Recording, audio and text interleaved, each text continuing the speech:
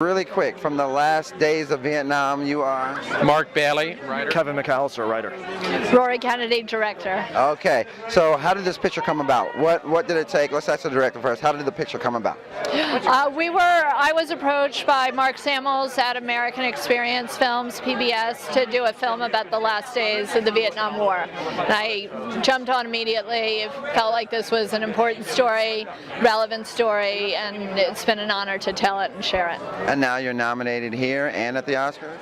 That's correct, yes. The film's been nominated for an Oscar, so we're really excited about that. And these two have been nominated as writers for the film, so we're very excited to be here and to celebrate them and the film.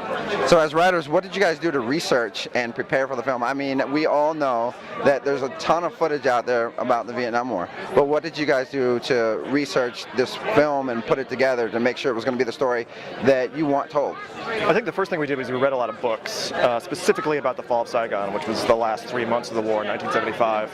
And what I found was that there was so much that I didn't know that it was actually a sort of snowball process where we would read a book and then interview people and kind of accumulate knowledge as we went along. And what did you find that throughout the research as a writer, what did you find that you're like, I had no idea this type of thing or this actually happened throughout the war? You know, I think for me, the role of the ambassador at the embassy in Saigon, Ambassador Graham Martin, was a remarkably complicated, almost Shakespearean character. He's since passed away, the ambassador, but he was really this man who was committed to South Vietnam and did not want to call an evacuation and delayed and delayed and delayed. And that really hurt us, you know, when the North Vietnamese came crushingly close and then started bombing the airport.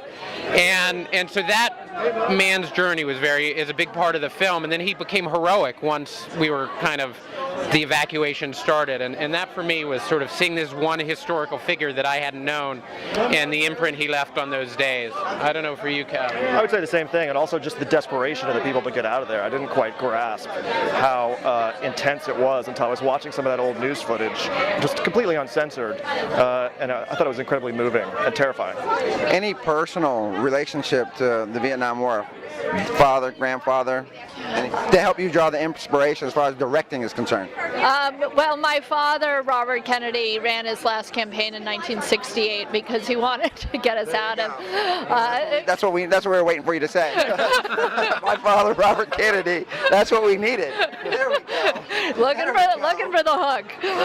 So I'm going to repeat that. My father, Robert F. Kennedy, ran his last campaign in 1968 really because he wanted us to get out of Vietnam, and so I think from a very young age I had an appreciation of Vietnam and the importance of Vietnam and the role it played in our nation's history, and that certainly informed my interest in this project. And Rory, your directing background, where did it come from? I started directing right out of college, making documentaries. This is probably my 30th film, so I've been making them for a while now. All right, thank you so much, guys.